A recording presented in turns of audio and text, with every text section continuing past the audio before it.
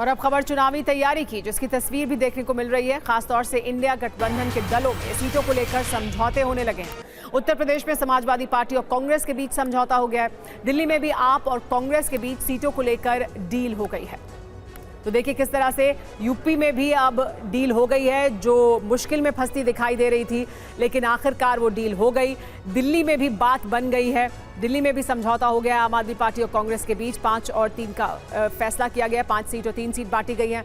बिहार में 3 मार्च को फैसला हो सकता है, ऐसी जानकारी मिल रही है। यानी 3 मार्च तक फाइनल हो जाएगा सीट शेयरिंग का फॉर्मूला, और 28 फरवरी को ऐलान संभव है महाराष्ट्र का भी, यानी वहां पर भी फाइनल कर लिया जाएगा कि किस तरह से सीट शेयरिंग की जाएगी।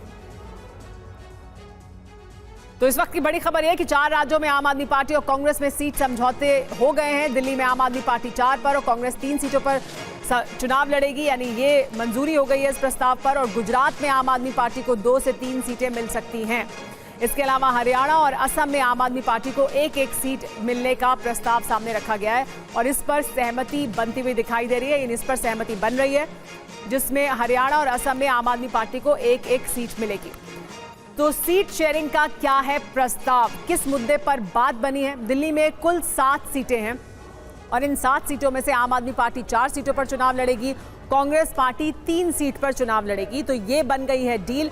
इसके अलावा गुजरात की कुल 26 सीटें, जहां पर कांग्रेस 23 से 24 सीट पर चुनाव लड़ेगी और आम आदमी पार्टी 2 से 3 सीट पर चुनाव लड़ेगी।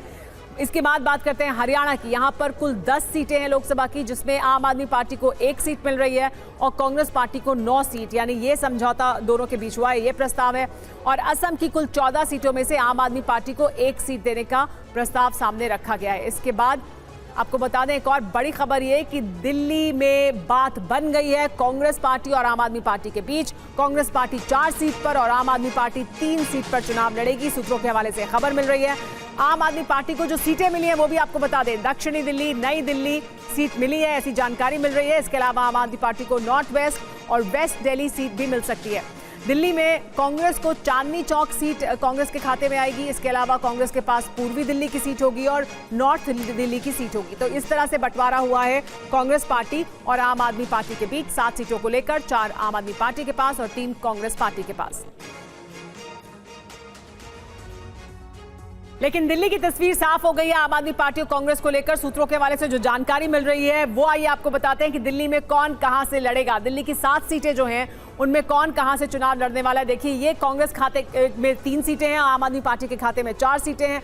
कांग्रेस पार्टी के पास जो सीटें आ रही हैं वो चांदनी चौक, पूर्वी दिल्ली और नॉर्थ दिल्ली की हैं।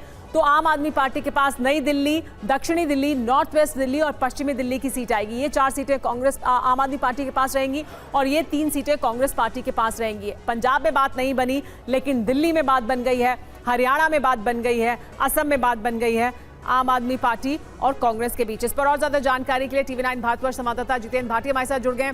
तो जितेंद्र, ये जो डील है वो अब फाइनल हो गई है।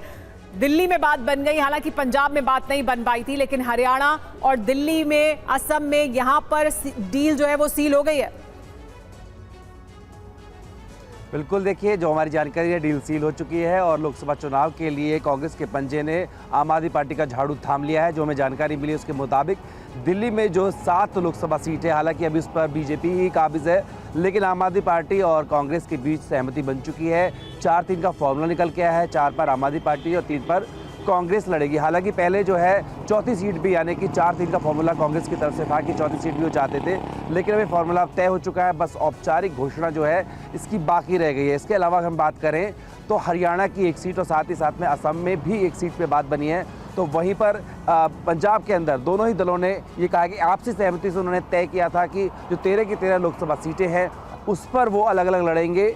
हालांकि आम आदमी पार्टी की तरफ से चंडीगढ़ की सीट के लिए भी कहा गया था, लेकिन अभी जो हमारे पास खबर है उसके मुताबिक अब आम आदमी पार्टी इस बात को लेकर तैयार हो गई है कि 14वीं जो सीट है, यानी कि जो यूटी की चंडीगढ़ की सीट है, वो कांग्रेस उस पर अलग लड़ सकती है। वहीं अगर यहाँ देखें तो गोवा की जो साउथ गोवा की सीट है वो भी आम आदमी पार्टी कांग्रेस को देने को तैयार हो गई है। हालांकि देखिए, गुजरात में जो 2 सीटों की हम बात कर रहे हैं, भरूच और भावनगर, इस पर जो भरूच की सीट है वहां पर अरविंद केजरीवाल गठबंधन में सहमति से पहले ही वहां उम्मीदवार की घोषणा कर चुके थे, तो उस पर अब कांग्रेस भी राजी हो गई है।